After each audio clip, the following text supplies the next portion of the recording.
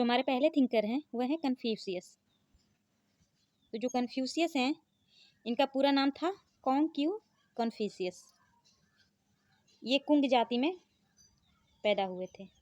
इनका जन्म होता है 550 ईस्वी ईसा पूर्व में। और देखिए जो कुंग फू से शब्द है, इसका जो लैटिन स्वरूप होता है वह होता है कन्फ्यूशियस, जिसका अर्थ होता है दार्शनिक कुंग। इसके बाद देखिए इनकी रचनाएं थी, कन्फ्यूशियस की रचनाएं हैं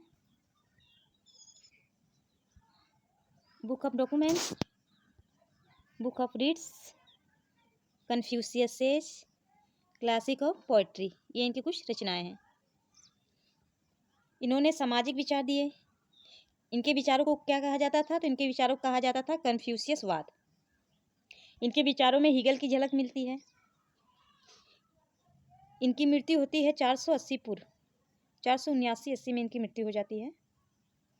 और इन्होंने जो शिक्षा बताया, शिक्षा को बताया सभी के लिए समान शिक्षा की बात करते हैं कन्फ्यूशियस। राजा को वो सर्वशक्तिशाली मानते हैं पर उस पर कुछ नियंत्रण रखते हैं। दर्शन को कहते हैं कि दर्शन जो है वह नैतिकता पर टिका हुआ है।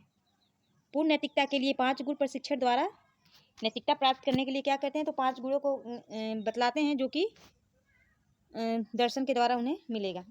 ये 5 गुण देखिए कैसे जो है वह है, मन पहला है, मन में दूसरों के लिए हित की भावना हो। दूसरा है व्यक्ति का न्यायप्रिय रहना चाहिए।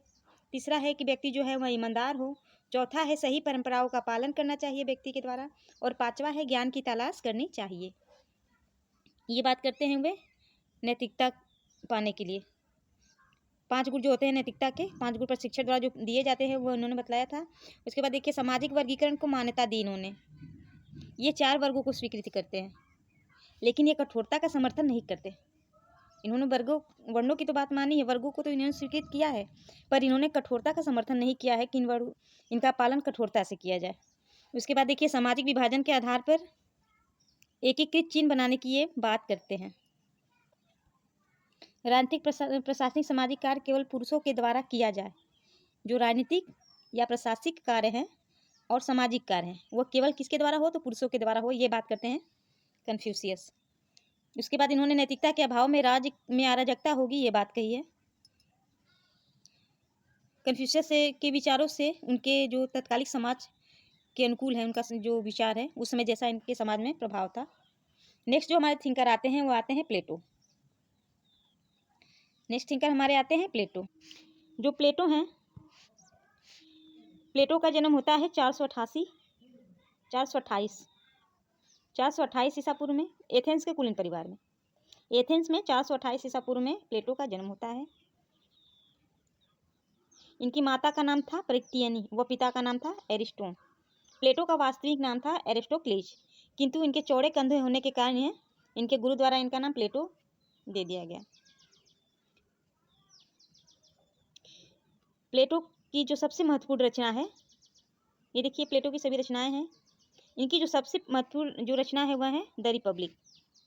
द रिपब्लिक इनकी सबसे फेमस पुस्तक है। इसके बाद द स्टेटमैन और द लॉज, ये जो ग्रंथ है इनके आदर्श रच की बजाय, जो द स्टेटमैन और द लॉज है, इन ग्रंथों में आदर्श राज्य की बजाय व्यवहारिक राज्य की व्याख्या करते हैं।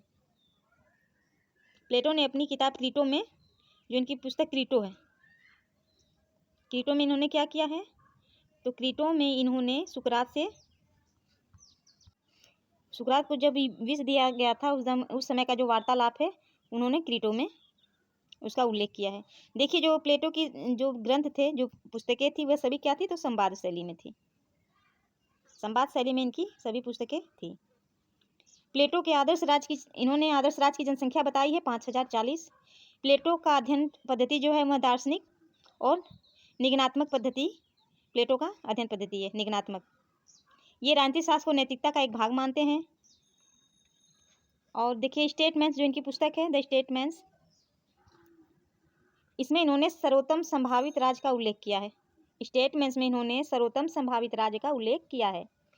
लॉज में इन्होंने अपूर्ण मनुष्यों के बीच आदर्श शासन प्रणाली स्थापित करना संभव नहीं है।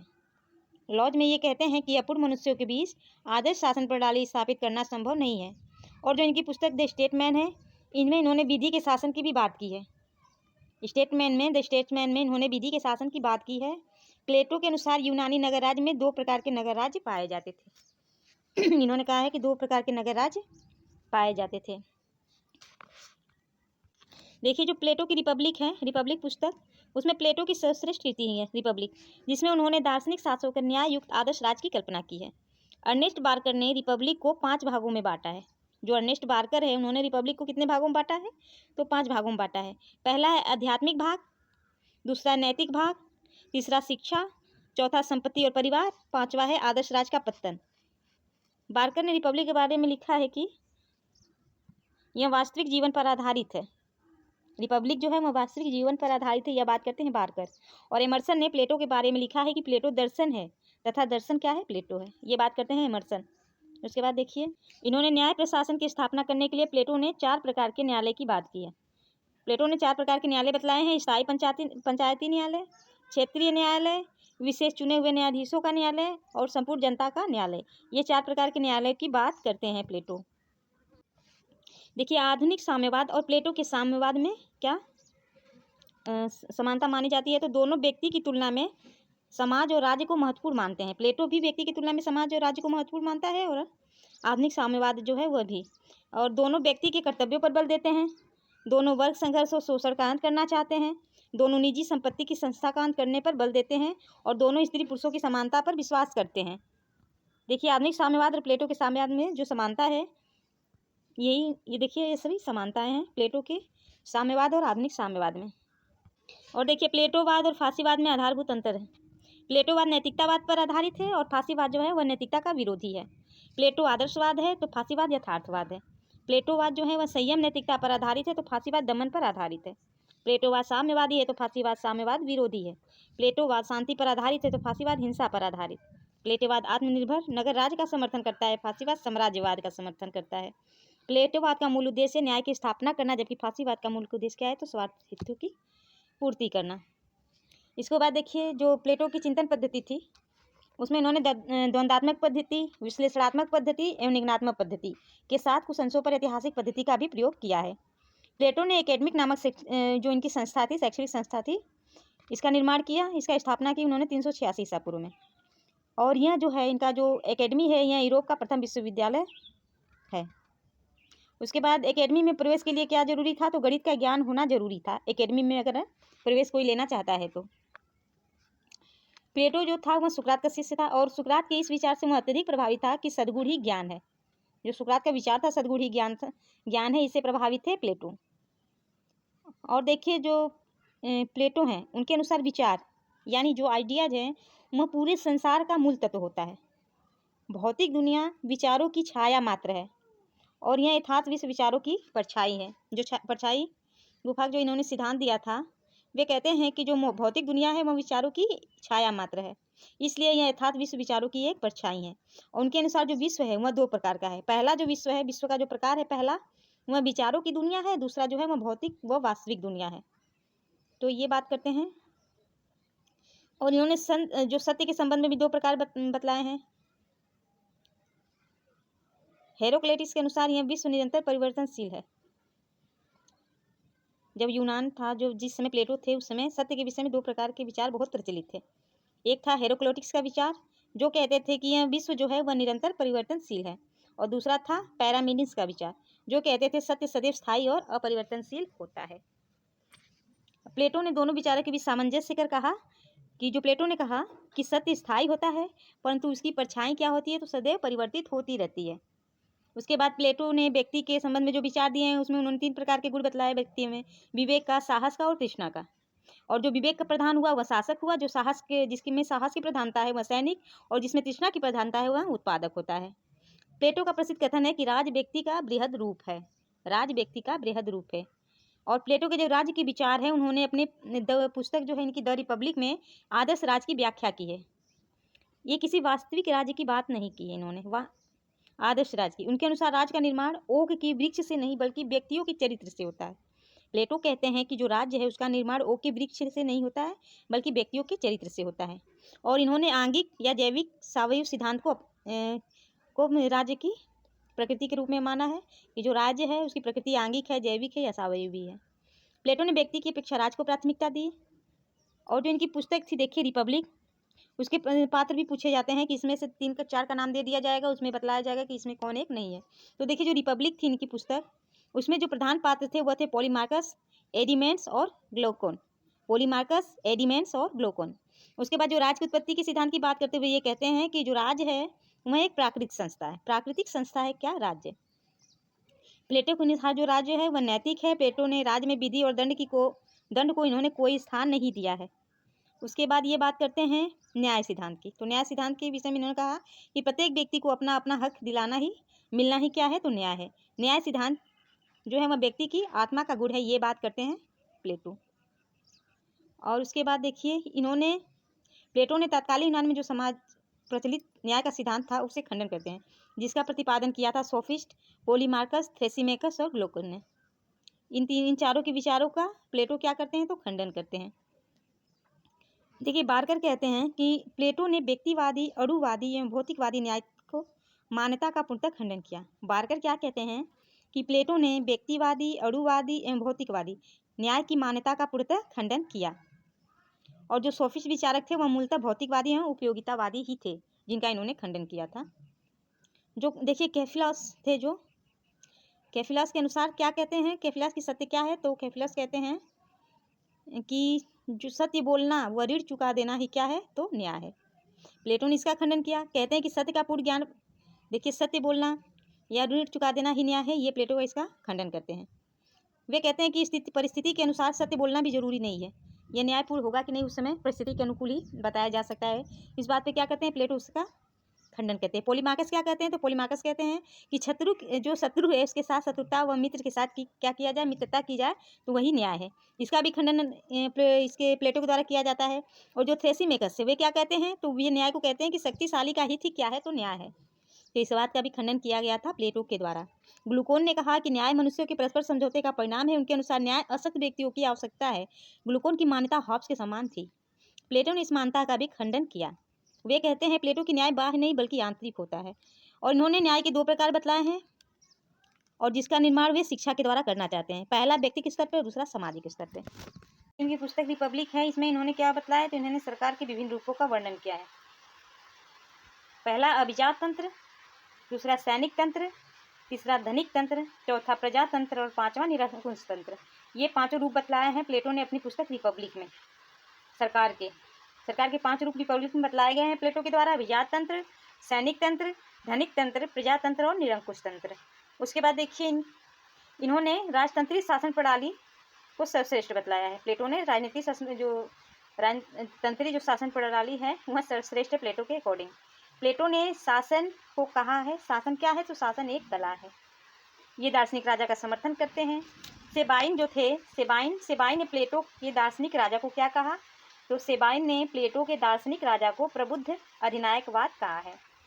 विधि को देखिए, विधि के बारे में जो प्लेटो के अनुसार दार्शनिक राजा का विवेक, प्लेटो कहते हैं कि जो दार्शनिक राजा का विवेक है वह किसी विधि या अध्यादेश से ज़्यादा महत्वपूर्ण है। तो ये विधि से ज़्यादा मानते हैं दार्शनिक राजा के विवेक को। उन्होंने गुफा की उपमा का प्रयोग करते हुए कहा कि व्यक्ति गुफा में रहता है और वह आग के प्रकाश को ही वास्तविक प्रकाश मानने लगता है, जबकि वास्तविक प्रकाश सूर्य का प्रकाश है। इसलिए प्लेटो ने परंपरा, प्रथा एवं विधि सभी को अज्ञान माना है। प्लेटो ने अपनी बाद की रचनाएं जो थी इनकी, द स्टेटमैन, द लॉज, इन दोनों जो इनकी पुस्तकें थी, इसमें इन्होंने विधि के महत्व को स्वीकार किया। द स्टेटमैन और द लॉज में इन्होंने विधि के महत्व को क्या किया है? तो स्वीकार किया है। और द रिपब्लिक में विधि और दंड का उल्लेख ये नहीं करते। रिपब्लिक जो इनकी बुक है इसमें इन्होंने विधि या दंड का उल्लेख नहीं किया है। उसके बाद देखिए शिक्षा के सिद्धांत जो इन्होंने दिए हैं। बार्कर के अनुसार, बार्कर कहते हैं कि प्लेटो की शिक्षा प्रणाली उनके न्याय सिद्धांत का तार्किक परिणाम है। रूसो कहते हैं कि द रिपब्लिक जो है शिक्षा पर लिखा गया सर्वश्रेष्ठ ग्रंथ है। और बार्कर कहते हैं कि द रिपब्लिक मानव जीवन के संपूर्ण दर्शन के विवेचन का प्रयास है। जो शिक्षा का ये चरण बतलाते हैं प्लेटो, प्राथमिक शिक्षा को वह कहते हैं कि जो प्राथमिक शिक्षा होगी वह 10 वर्ष से 20 वर्ष की आयु तक होगी, जिसमें संगीत व्यायाम की शिक्षा दी जाएगी। और इसके दूसरे चरण में जो दूसरी चरण की शिक्षा होगी वह 20 से 30 वर्ष की उम्र में होगी, जिसमें गणित, ज्योतिष तथा ज्यामिति की शिक्षा दी जाएगी। तीसरे चरण की शिक्षा जो होगी वह 30 से 35 वर्ष की होगी, जिसमें दर्शन शास्त्र की शिक्षा दी जाएगी। ये कार्य विभाजन और विशेषीकरण का सिद्धांत देते हैं और ये कहते हैं कि अगर प्रथम चरण में जो असफल हो जाएगा उसे उत्पादन का कार्य सौंपा जाएगा। जो प्रथम चरण को पार कर द्वितीय चरण में जाएगा और द्वितीय चरण में अगर असफल हो जाता है तो उसे सैनिक का कार्य दिया जाएगा। और जो शिक्षा के सभी चरणों में सफल होगा वह दार्शनिक राजा होगा। 35 वर्षों की शिक्षा के बाद 15 वर्ष का प्रशिक्षण दार्शनिक राजा को दिया जाएगा। ये बात करते हैं प्लेटो। साम्यवाद के बारे में जो इन्होंने बात की है, तो ये दो प्रकार के नगर राज्यों में साम्यवाद को बतलाते हैं। पहला कि अमीरों का राज्य होगा, दूसरा जो होगा वह गरीबों का राज्य होगा। प्लेटो साम्यवाद का उद्देश्य क्या कहते हैं, तो शासक वर्ग की संपत्ति और परिवार के मोह मुक्त रखना चाहते हैं शासक वर्ग को। तो ये परिवार और संपत्ति, पत्नी और संपत्ति का कि मोह मुक्त रखना चाहते हैं। किसी का परिवार नहीं होगा, ना किसी की संपत्ति होगी, जो शासक वर्ग होंगे। प्लेटो ने स्पार्टा के अनुभवों में परिवार तथा संपत्ति का साम्यवाद सिद्धांत दिया था। स्पार्टा के अनुभवों पर दिया था, जो स्पार्टा में उस समय प्रचलित था उसके अनुभव पर वह देते हैं। देखिए, मैक्सी ने प्लेटो को पहला कल्पनालोकी विचारक कहा। मैक्सी ने प्लेटो को पहला कल्पनालोकीय विचारक कहा था। मैक्सी ने प्लेटो को क्या कहा कि जो प्लेटो हैं पहले कल्पनालोकीय विचारक हैं। प्लेटो की आलोचना देखिए कौन कौन थिंकर करते हैं, तो कार्ल पॉपर करते हैं। प्लेटो की आलोचना कार्ल पॉपर करते हैं और अपनी पुस्तक the open society and it's enemies, जो कि 1945 की है, उसमें उन्होंने प्लेटो को मुक्त समाज का शत्रु कहा है। कार्ल पॉपर के अनुसार प्लेटो, हीगल और मार्क्स मुक्त समाज के शत्रु हैं। प्लेटो, हीगल और मार्क्स को ये मुक्त समाज के शत्रु मानते हैं। कौन, तो कार्ल पॉपर। प्लेटो को सर्वाधिकारवाद का दार्शनिक प्रणेता भी कहते हैं, कहा जाता है। मैक्सी ने प्लेटो को क्या कहा, तो पहला कल्पनालोकी विचारक कहा। हन्ना आरेंट ने भी प्लेटो को फांसीवाद का दार्शनिक प्रेरक कहा है। और कार्ल पॉपर जो है उन्होंने प्लेटो को पहला फांसीवादी कहा है। प्लेटो और फांसीवाद में कई समानताएं और असमानताएं हैं। और देखिए, प्लेटो के संबंध में लिखे गए कुछ श्रेष्ठ रचनाएं हैं कुछ थिंकर द्वारा। जो पहले है अर्नेस्ट बार्कर। अर्नेस्ट बार्कर की रचना है ग्रीक राजनीतिक सिद्धांत, प्लेटो और उसके पूर्ववर्ती। दूसरी रचना है इन्हीं की, बार्कर की, प्लेटो एवं अरस्तु के राजनीतिक विचार। तीसरी रचना है बोसांके की, ए कंपेनियन टू प्लेटोज रिपब्लिक, 1895 की है। ए कंपेनियन टू प्लेटोज रिपब्लिक, जो कि 1895 की है। ये बोसांके की पुस्तक है। नेटलशिप की जो पुस्तक है lecture on the Republic, lectures on the Republic, जो कि 1922 में है। ये नेटलशिप की पुस्तक है। अब अगले हमारे थिंकर आते हैं अरस्तु। देखिए, जो अरस्तु हैं ये एथेंस के विचारक हैं और ये एथेंस के जन्मजात नागरिक नहीं थे। इनका जन्म होता है 384 ईसा पूर्व में मकदूनिया के तट पर स्टेगिरो नामक स्थान पर इनका जन्म होता है। इनके पिता जो थे वह शाही चिकित्सक थे और स्टेगिरी की परंपरागत संस्कृति यूनान से भिन्न थी। जो स्टेगिरा थी, इसकी जो संस्कृति थी वह यूनान से भिन्न थी। उसके बाद देखिए, इनका जन्म होता है 384 ईसा पूर्व में। अरस्तु का जन्म होता है 384 ईसा पूर्व में थ्रेस स्थित टागिरिस पे। उसके बाद अरस्तु जो थे वह महान प्राचीनिक यूनानी राजनीतिक दार्शनिक जो प्लेटो थे उनके शिष्य थे। और विश्व विजय की जो महत्वाकांक्षा रखने वाला सिकंदर था, उनके गुरु कौन थे, तो अरस्तु। शिष्य थे प्लेटो के और गुरु थे सिकंदर के, अरस्तु। अरस्तु को राजनीति विज्ञान का जनक कहा जाता है। इनकी रचना है पॉलिटिक्स। जो पॉलिटिक्स इनकी रचना है, इसे 8 भागों में विभाजित किया गया है। पहला भाग जो है इसमें राज्य की प्रकृति और दार्शनिकता का विवेचन किया गया है। दूसरे भाग में सिद्धांतों का ऐतिहासिक अध्ययन तथा प्लेटो के आदर्श राज्य पर विचार किया गया है। तीसरे भाग में संविधान के विभिन्न स्वरूप, क्या विशेषता राजतंत्र का विवेचन है। इसके साथ ही इसमें नागरिक और न्याय का वर्णन भी है तीसरे भाग में। चौथे भाग में संविधानों का वर्गीकरण है, उनकी आलोचना की गई है। पांचवें भाग में इनमें क्रांतियों के कारण उन्हें दूर करने के उपाय दिए गए हैं। छठे भाग में लोकतंत्र और धनिक तंत्र का वर्णन है। सातवें राज्य में आदर्श राज का वर्णन है और 8वां राज्य में इसमें आदर्श राज के वर्णन के अतिरिक्त विभिन्न प्रकार के संविधान है, उनकी समस्याओं आदि पर विचार किया गया। ये 8 भागों में बांटा गया है अरस्तु के पॉलिटिक्स को। देखिए, जो अरस्तु की अध्ययन पद्धति थी वह सौदेश्यात्मक पद्धति थी, यानी आज्ञानात्मक पद्धति थी। इनकी सौदेश्यात्मक थी, आज्ञानात्मक थी। अरस्तु के अनुसार किसी वस्तु का उद्देश्य पूर्व निर्धारित होता है। ये बात करते हैं कि किसी वस्तु का जो उद्देश्य है वह पूर्व निर्धारित होता है। सौदेश्यात्मक पद्धति में संपूर्ण की कल्पना पहले ही कर ली जाती है। जैसे कि मान लीजिए कि आपको टेबल बनाना है, तो वो पहले लकड़ी को नहीं देखते, पहले वो टेबल की कल्पना पहले कर ली जाती है। उसके बाद इसमें क्या क्या आवश्यकता है, इसमें क्या क्या चीज़, किन किन चीज़ों की आवश्यकता है, इसकी बात की जाती है। तो ये वही है ये स्वउद्देश्यात्मक पद्धति के अकॉर्डिंग होगा। जैसे बीज से पहले वृक्ष की कल्पना की जाती है। उसके बाद अरस्तु ने जो स्वउद्देश्यात्मक पद्धति का प्रयोग किया है, तो उसके अकॉर्डिंग में राज्य की बात करते हैं व्यक्ति से पहले। राज्य क्या है, तो वह व्यक्ति से पहले है। और प्लेटो क्या कहते थे कि जो राज्य है वह व्यक्ति का बृहद रूप है। और अरस्तु कहते हैं कि जो राज्य है वह व्यक्ति से पहले है या पूर्वगामी है। इनकी जो स्वउद्देश्यात्मक या टेलोलॉजिकल जो पद्धति है, इसके इन्होंने कहा है, अभिप्राय इन्होंने बताया है वही कि मतलब कि जो आपको क्या चाहिए पहले उसकी कल्पना कर लेते हैं, फिर उसके बाद उसमें क्या किन किन चीज़ों की आवश्यकता होती है उसकी बात की जाती है स्वउद्देश्यात्मक पद्धति में। ये मध्यम मार्ग की बात करते हैं। अरस्तु जो है वह मध्यम मार्ग का विचार देते हैं। उसके बाद देखिए इन्होंने राज्य में बतलाया कि राज्य के विकास का क्रम परिवार, गांव और राज्य है। राज्य के विकास के क्रम में बतलाते हैं कि पहले परिवार आता है, फिर गांव आता है, फिर राज्य आता है। अरस्तु के अनुसार राज्य जो है वह स्वाभाविक, प्राकृतिक व आंगिक संस्था है।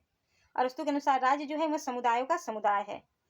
व्यक्ति का पूर्ण नैतिक विकास क्या है, राज्य में ही संभव है, ये बात करते हैं। और कहते हैं कि राज्य जो है वह एक नैतिक संगठन है जो कि आत्मनिर्भर है और सर्वश्रेष्ठ है, ये बात करते हैं राज्य के विषय में अरस्तु। और इन्होंने कहा है कि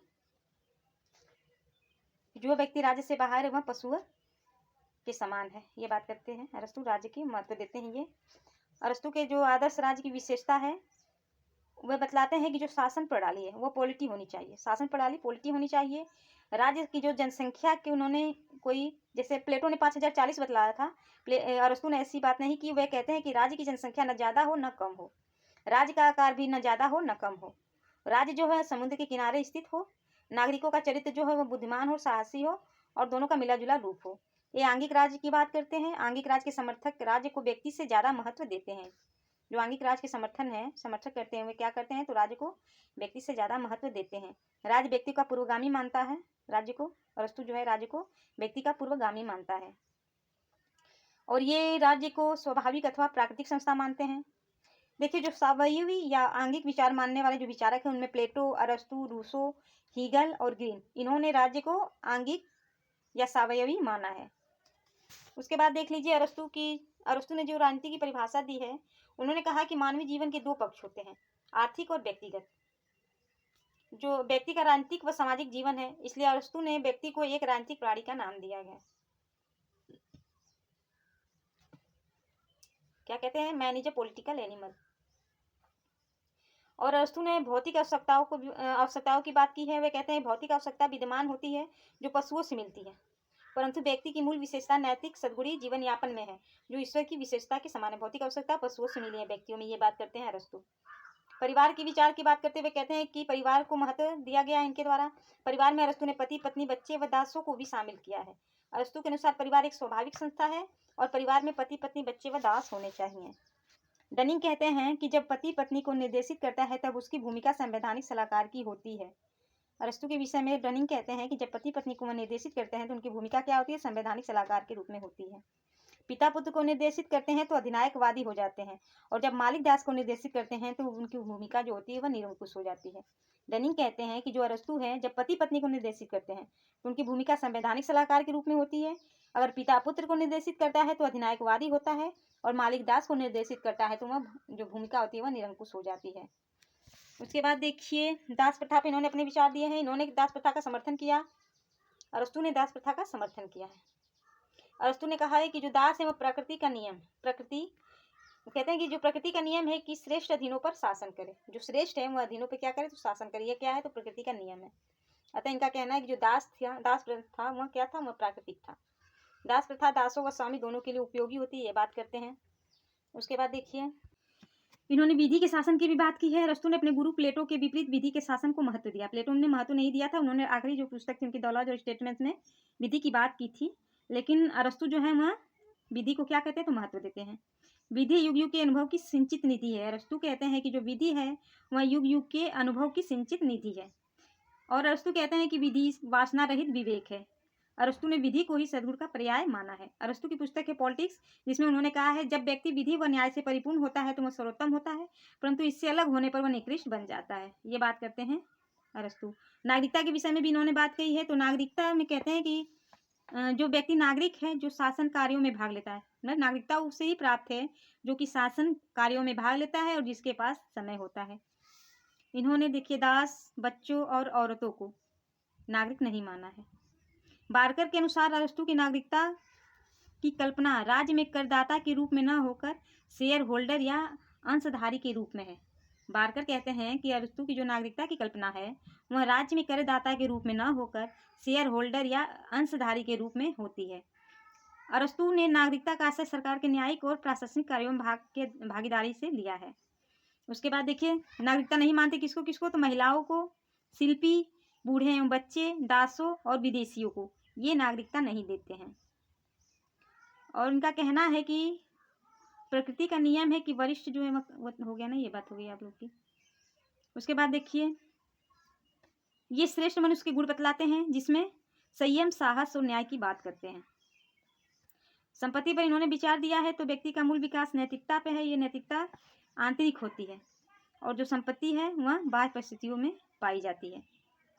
नैतिकता व संपत्ति, देखिए नैतिकता जो है वह आंतरिक विकास के लिए आवश्यक है और जो संपत्ति है वह बाह्य विकास के लिए आवश्यक है। अरस्तु के अनुसार संपत्ति जो अर्जन की जा सकती है दो प्रकार से, पहला प्राकृतिक तरीकों से, दूसरा शोषण की विधि से संपत्ति जो है वह अर्जन की जा सकती है। और इन्होंने संपत्ति के वितरण के 3 तरीके बतलाए हैं। पहला व्यक्तिगत संपत्ति और सामूहिक उपभोग, दूसरा सामूहिक संपत्ति और व्यक्तिगत उपभोग, और तीसरा है कि सामूहिक संपत्ति और सामूहिक उपभोग। ये 3 प्रकार के संपत्ति वितरण की बात करते हैं। और देखिए अरस्तु का जो प्रमुख विचार है क्रांति पर विचार। इन्होंने क्रांति की विचार पे कहा है कि जो शासन प्रणाली का ये वर्णन करते हुए कहते हैं कि शासन प्रणाली या संविधान में परिवर्तन ही क्रांति है। क्रांति के विचार पे अरस्तु कहते हैं कि जो शासन प्रणाली या संविधान में परिवर्तन होता है वही क्रांति है। उदाहरण के रूप में बतलाते हैं कि कुलीन तंत्र का गुट तंत्र में परिवर्तन होना क्रांति का मूल कारण है। कुलीन तंत्र का गुट तंत्र में परिवर्तन होना यही क्या है, तो क्रांति है। यानी शासन प्रणाली या संविधान में परिवर्तन होता है तो वहाँ क्रांति होती है। और उनके अनुसार क्रांति का जो कारण होता है वो विषमता या समानता की आकांक्षा होती है। इन्होंने 2 प्रकार की समानताएं बतलाई हैं, निरपेक्ष समानता और अनुपातिक समानता। और इन्होंने बताया क्रांति का मूल कारण जो है वह गरीब वर्गों में समान होने की आकांक्षा है। क्रांति का मूल कारण ये बतलाते हैं कि जो गरीब वर्ग है उसमें समान होने की महत्वाकांक्षा होती है तथा धनी वर्गों द्वारा विषमता बनाए रखने के लिए, इसलिए क्रांति होती है। क्रांति अमीर व गरीब दोनों वर्गों में होती है। और क्रांति के मुख्य कारण वो बतलाते हैं। पहला कारण कहते हैं शासकों की धृष्टता तथा लाभ की लालसा, सम्मान की लालसा। इसके अंतर्गत अयोग्य सम्मानित और योग्य को अपमानित करना, योग्य को अपमानित करना। जो सम्मान की लालसा होती है जिसके अंतर्गत अयोग्य को सम्मान किया जाता है और जो योग्य होता है उसे अपमानित किया जाता है। शासन करने वाले व्यक्ति अयोग्य हो तभी क्रांति हो।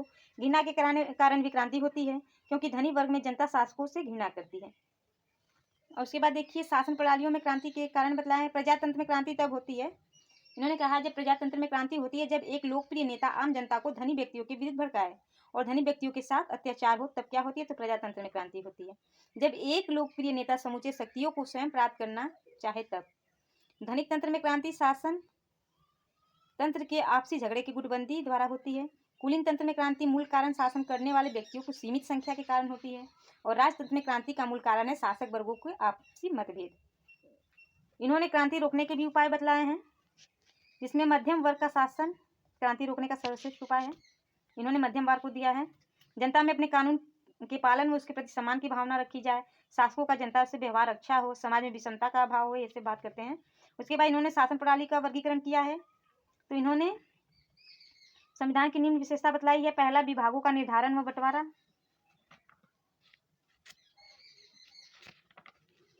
उसके बाद ये बात करते हैं सर्वोच्च सत्ता के केंद्र का निर्धारण और राज्य के उद्देश्य का उल्लेख किया जाना चाहिए।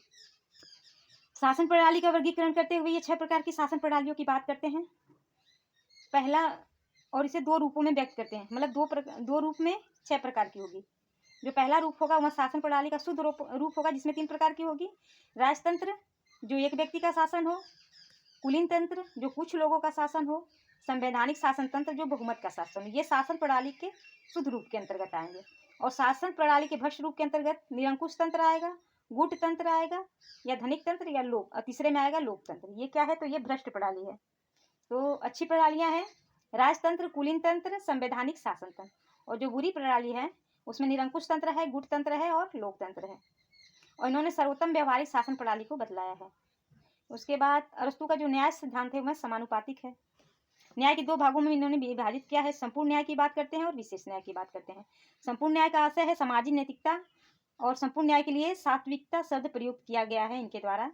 कर्तव्यों का पालन करना ही न्याय है, ये बात करते हैं अरस्तु। और विशेष न्याय जो है वह संशोधनात्मक न्याय होगा और वितरणात्मक न्याय होगा। संशोधनात्मक न्याय द्वारा जो होगा वह विधि के अनुसार कार्य नहीं करने पर राज्य द्वारा दंड दिया जाना, अर्थात व्यक्तियों के आचरण में सुधारने के लिए दंड दिया जाना संशोधनात्मक है। और वितरणात्मक जो है वह राज्य द्वारा व्यक्तियों के पद और सम्मान पुरस्कार और सम्मान दिया जाए, ये वितरणात्मक। देखिए अरस्तु ने दासता की प्रकृति को स्पष्ट करते हुए तीन प्रकार की बात की है। प्रथम, जो व्यक्ति अपनी प्रकृति से स्वयं अपना नहीं है बल्कि दूसरों का है, फिर भी मनुष्य ही है, वह स्वभावतः क्या है? तो दास है। और दूसरी बात करते हैं कि वह व्यक्ति जो मनुष्य होते हुए भी संपत्ति की एक वस्तु है और दूसरे के अधीन रहता है तो वह दास है। तीसरी बात करते हैं संपत्ति की वस्तु जो कार्य का उपकरण है और जिसे संपत्ति के स्वामी से पृथक किया जाता है वह दास ही है। तीन प्रकार के दास की प्रकृति को बतलाते हैं। ये प्लेटो की पुस्तकें हैं। Politics, on the soul and on memory and recollection, Athenian constitution, Eudemian ethics, virtue and vices, metaphysics. ये देख लीजिए उनकी पूछे हैं। The categories topics, the prior analytics, posterior analytics, poetics, ये सब इनकी पुस्तकें हैं, देख लीजिएगा। फिर देखिए मैकियावली, अगले थिंकर हमारे आएंगे मैकियावली। देखिए जो मैकियावली है इनका जन्म हुआ था इटली में 1469 में। 1469 में इनका जन्म इटली के प्रसिद्ध नगर फ्लोरेंस में हुआ। ठीक, इन्होंने इनकी देखिए पुस्तक जो है द प्रिंस में इन्होंने शासन कला का वर्णन किया है। द डिस्कोर्सेस में लोकतंत्र स्वतंत्रता का उल्लेख किया है। द आर्ट ऑफ वार में नागरिक सेना के निर्माण का समर्थन किया है। द हिस्ट्री ऑफ फ्लोरेंस इनकी पुस्तकें हैं। ये मैकियावली की रचनाएं हैं। देखिए मैकियावली के समय में यूरोप जो था वह राजनीतिक, उसमें उस समय राजनीतिक परिवर्तन क्या हो रहे थे? तो तेजी से परिवर्तित हो रहे थे। और ये सामंतवाद से पूर्ण निरंकुश राजनीतिक सत्ता का विकास हो रहा था। उस समय चर्च का जो प्रभाव था वह निरंतर कम होता जा रहा था और नए वाणिज्यिक वर्ग का उदय हो रहा था। डनिंग ने मैकियावली को अपने युग का शिशु कहा है। सेबाइन के अनुसार मैकियावली यदि कुछ वर्षों बाद पैदा होता तो वो उसके विचार जो होते हैं वह अलग होते। उसके बाद देखिए जो उद्देश्य है उनका उद्देश्य था व्यवहारिक। इनके विचारों का उद्देश्य इटली की एकता का निर्माण करना था और इन्होंने शासन कला पर अपने विचार दिए हैं। मानव स्वभाव को ये कहते हैं कि जो मानव स्वभाव है वह मूलतः स्वार्थी है, लालची है और डरपोक है। और उसका उद्देश्य क्या है? मानव का अपनी संपत्ति की रक्षा करना। संपत्ति की रक्षा के लिए वह शक्ति को अर्जित करना चाहते हैं और राजा को इन स्वार्थी व्यक्तियों को नियंत्रित करने के लिए भय और प्रेम दोनों का प्रयोग करने की ये बात करते हैं। मैकियावली का कथन है कि व्यक्ति अपने पिता की मृत्यु को तो भूल सकता है लेकिन संपत्ति का विनाश वह आजीवन नहीं भूलता।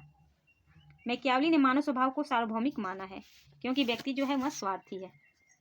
तो सभी में एक ही विचार होते हैं, यानी सार्वभौमिक माना है जो मानव स्वभाव है। देखिए जो मैकियावली थे इन्होंने यूनानी युग के नैतिकतापूर्ण विचारों के बजाय राजनीतिक के यथार्थ का विश्लेषण किया था। इन्होंने शासन कला पर विचार दिया है। मैकियावली ने अपनी पुस्तक द प्रिंस में शासन कला का विचार दिया और इन्होंने शक्तिशाली इटली के निर्माण के लिए राजनीतिक में हिंसा, धोखेबाजी आदि का उचित माना है। उनके अनुसार एक शक्तिशाली राजा ही शक्तिशाली इटली का निर्माण कर सकता है, चाहे वह हिंसा से करे या धोखेबाजी से। और इन्होंने राजा के लिए शेर जैसी बहादुरी और लोमड़ी जैसी चालाकी के गुणों की बात की है। ये राजा को सद्गुणी, धर्मपरायण व उदार देखना चाहते थे, परंतु आवश्यकता पड़ने पर उसे छल, धोखा देना व बल प्रयोग करने से भी पीछे नहीं हटने की ये बात करते हैं। मैकियावली जो है वह उत्कृष्ट उदारता अपनाने की परामर्श देते हैं और राजा जैसा दिखे वैसा होना चाहिए, जरूरी नहीं, ये बात करते हैं। और सीजर बोर्जियो मैकियावली का आदर्श शासक था। जो सीजर बोर्जियो था वो उसे मैकियावली क्या मानते थे? तो आदर्श शासक मानते थे।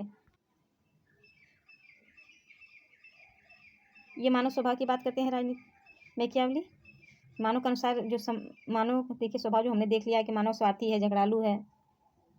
देखिए मैकियावली पुनर्जागरण का शिशु है। सभी राजनीतिक विचारकों के चिंतन पर इनके युग की परिस्थितियां या प्रकृति का प्रभाव पड़ता है, किंतु मैकियावली के चिंतन पर यह प्रभाव इतना अधिक मात्रा में पड़ा कि डनिंग ने इनके बारे में कहा कि यह प्रतिभा संपन्न फ्लोरेंस वासी संपूर्ण अर्थ में अपने युग का शिशु है, यह कहते हैं डनिंग। और इसी संदर्भ में W.T. जोन्स जो है उन्होंने मैकियावली को अपने युग का एक श्रेष्ठ सारांश बताया। W.T. जोन्स जो है उन्होंने मैकियावली को अपने युग का एक श्रेष्ठ सारांश बताया है। जो चलिए देख लेते फिर आगे देखते हैं। ये देखिए मैकियावली के विधि निर्माता संबंधी विचार हैं, ये देख लीजिएगा आप लोग। देखिए मैकियावली के चिंतन की निम्नलिखित विशेषताओं के कारण इन्हें आधुनिक युग का जनक अथवा प्रथम विचारक कहा जाता है। देखिए विशेषता क्या है?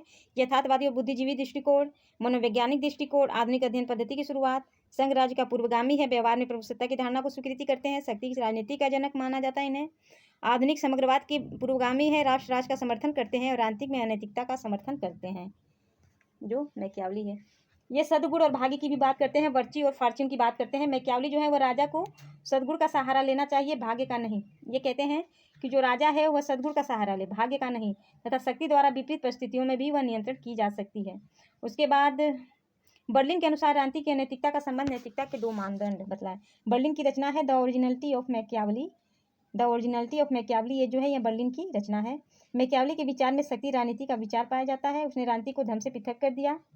राजनीति को धर्म से पृथक करने वाले मैकियावली थे। नैतिकता के मध्य नवीन संबंधों का निर्माण करते हैं। मैकियावली के अनुसार राजा पर नैतिक मानदंड लागू नहीं होते। यदि राजा नैतिक मानदंडों से बंध जाए तो उसके लिए हानिकारक है, ये बात करते हैं मैकियावली। धर्म और राजनीतिक में संबंध बतलाते हैं तो धर्म और राजनीतिक में स्पष्ट विभाजन करते हैं मैकियावली। मैकियावली ने पंथ निरपेक्ष राजनीति का आधार रखा। मैकियावली ने चर्च और राज्य के मध्य पूर्ण पृथकता की बात की।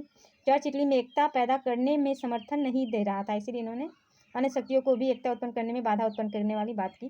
मैकियावली चर्च का प्रबल विरोधी था, लेकिन वह धर्म का विरोधी नहीं था। देखिए मैकियावली जो था वह धर्म का विरोधी नहीं था, वह चर्च का प्रबल विरोधी था। उसके बाद मैकियावली की जो शासन पद्धति है वह द डिस्कोर्सेज जो इनकी पुस्तक है, इसमें इन्होंने स्वतंत्रता का समर्थन किया। उसमें कहा कि प्राचीन रोम में स्वतंत्रता सभी के लिए उपलब्ध थी, इसलिए विधि निर्माता का यह कर्तव्य है कि वह स्वतंत्रता को संरक्षित करे। मैकियावली की पुस्तक द प्रिंस तथा द डिस्कोर्सेस में शासन पद्धति का वर्णन किया इन्होंने।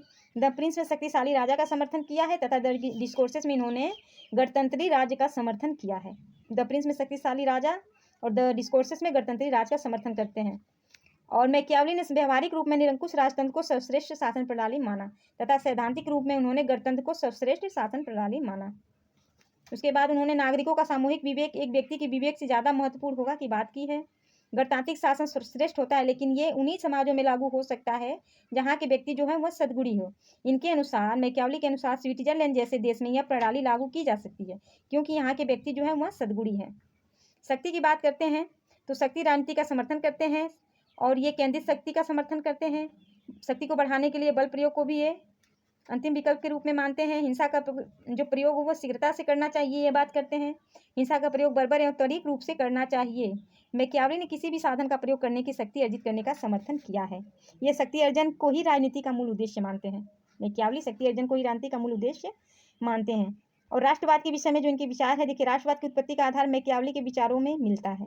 मैकियावली के लिए राष्ट्रवाद का अभिप्राय राष्ट्र की शक्तिशाली बनाने से था। राष्ट्र को शक्तिशाली करने का आशा इटली की शक्तियों को एक राजा में केंद्रित करना था, इसलिए उन्होंने निरंकुश राजतंत्र का समर्थन किया। इनकी पुस्तक द प्रिंस में इन्होंने शासन कला के वर्णन की बात की है।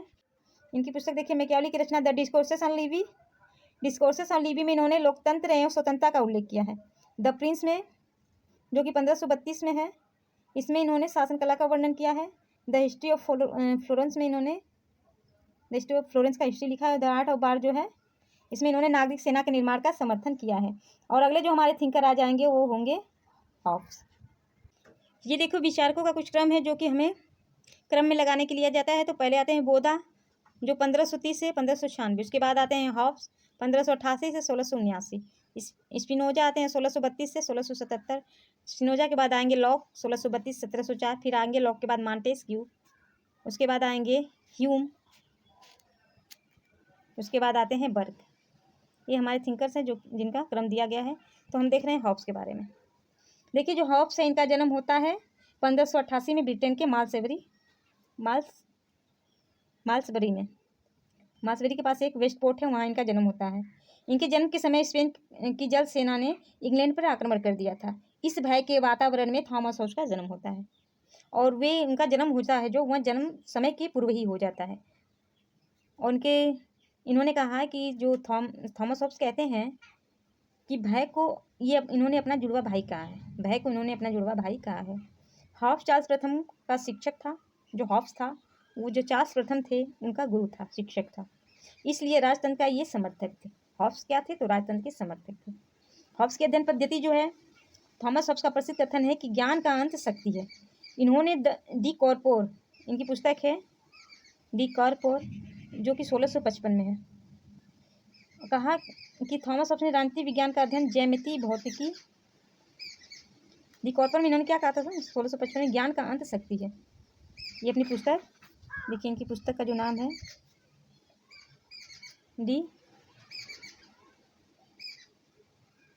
डी कॉर्पोर। इसमें इन्होंने क्या कहा? तो इन्होंने कहा ज्ञान का अंत शक्ति है। ये पुस्तक है 1655 की। उसके बाद देखिए इनकी राजनीति विज्ञान का जो अध्ययन है वह ज्यामिति भौतिकी और मनोविज्ञान की सहायता से किया जाता है। भौतिक हॉब्स ने राजनीति विज्ञान का अध्ययन ज्यामिति भौतिक और मानव विज्ञान की सहायता से माना, और इन्होंने अध्ययन पद्धति को यांत्रिक भौतिकवाद या वैज्ञानिक भौतिकवाद भी कहा जाता है। इनकी अध्ययन पद्धति को यांत्रिक भौतिकवाद या वैज्ञानिक भौतिकवाद भी कहा जाता है। थॉमस हॉब्स का यांत्रिक भौतिकवाद मार्क्स के जो द्वंद्वात्मक भौतिकवाद से अलग है। हॉब्स के अनुसार भौतिक अणु स्वतः गतिशील होते हैं, जबकि मार्क्स का क्या मानना था? तो वे कहते हैं अणुओं के बाहर से गति प्राप्त होती है। ठीक, हॉब्स कहते हैं ये स्वतः गतिशील होते हैं, और जो मार्क्स हैं वो कहते हैं अणुओं को जो गति प्राप्त होती है वो बाहर से प्राप्त होती है। थॉमस हॉब्स जो है वह विशुद्ध भौतिकवादी विचारक हैं। हॉब्स के अनुसार व्यक्ति और संपूर्ण विश्व भौतिक अणुओं के समुच्चय से निर्मित होता है। ऑक्सफोर्ड ने थॉमस हॉब्स के ग्रंथ लेवियाथन को अंग्रेजी साहित्य का सर्वश्रेष्ठ ग्रंथ माना है। जो ऑक्सफोर्ड हैं उन्होंने थॉमस हॉब्स के ग्रंथ लेवियाथन को अंग्रेजी साहित्य का सर्वश्रेष्ठ ग्रंथ माना है। थॉमस हॉब्स ने ऑक्सफोर्ड विश्वविद्यालय में प्रचलित स्कॉलिस्ट पद्धति का जोरदार खंडन किया। राज की प्रकृति के विषय में ये बतलाते हैं, इन्होंने सामाजिक समझौते के सिद्धांत को माना है राज की प्रकृति के रूप में। वेपर ने थॉमस हॉब्स के राज की प्रकृति को क्या कहा है? तो यांत्रिक कहा है।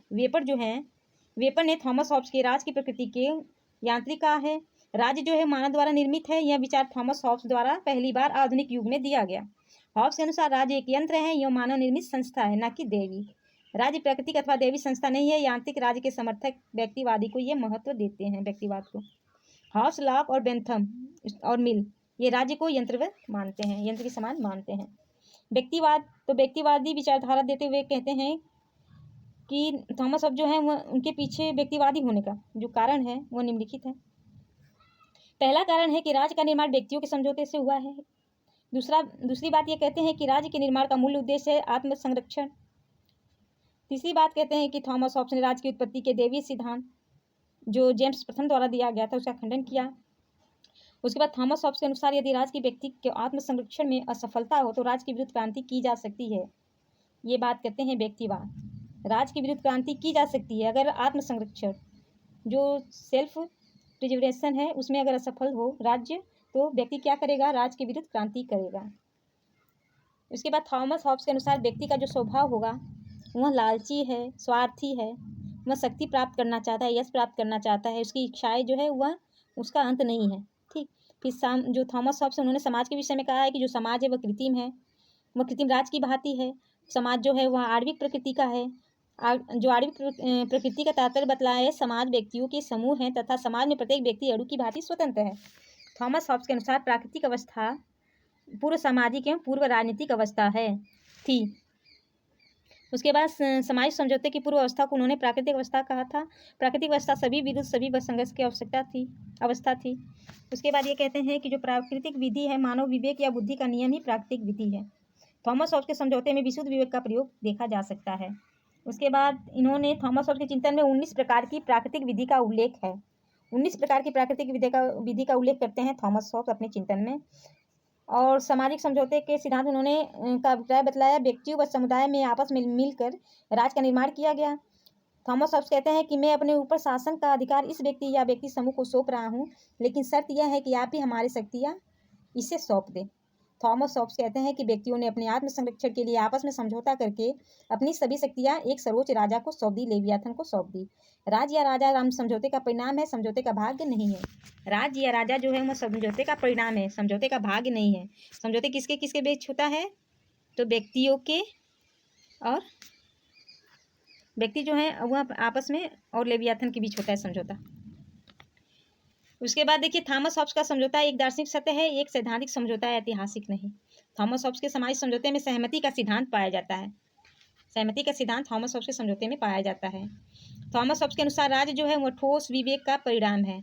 हैकर कहते हैं कि थॉमस हॉब्स के सामाजिक समझौते के विचार में सहमति का सिद्धांत निहित है। समझौते की विधि उन्होंने कहा है कि समझौते केवल एक ही समझौते के द्वारा राज्य, समाज व सरकार तीनों का निर्माण हुआ है।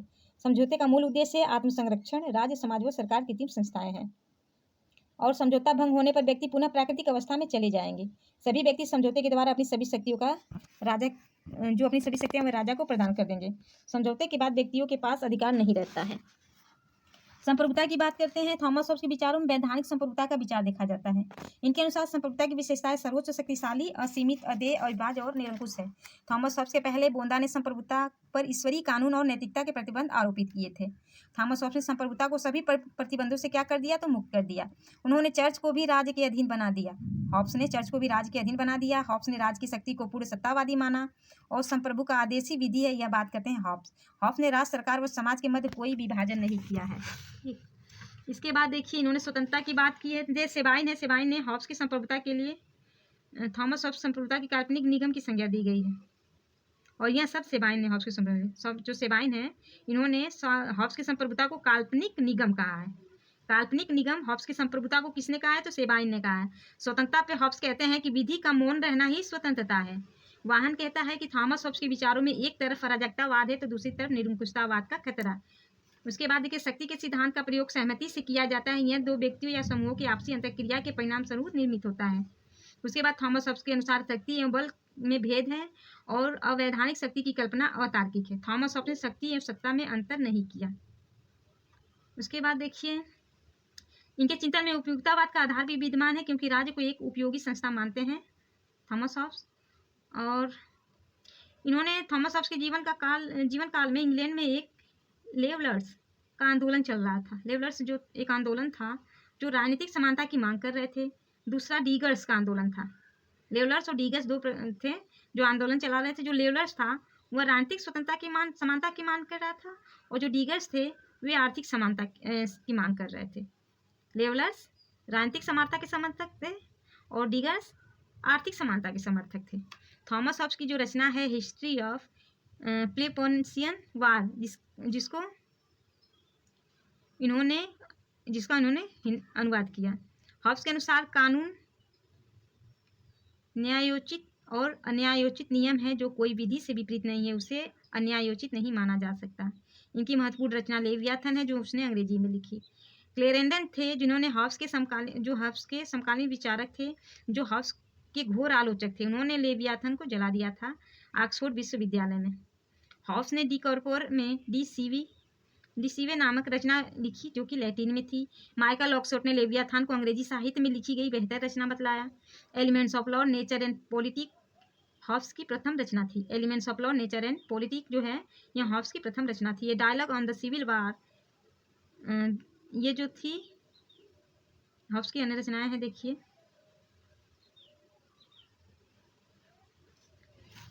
ये थी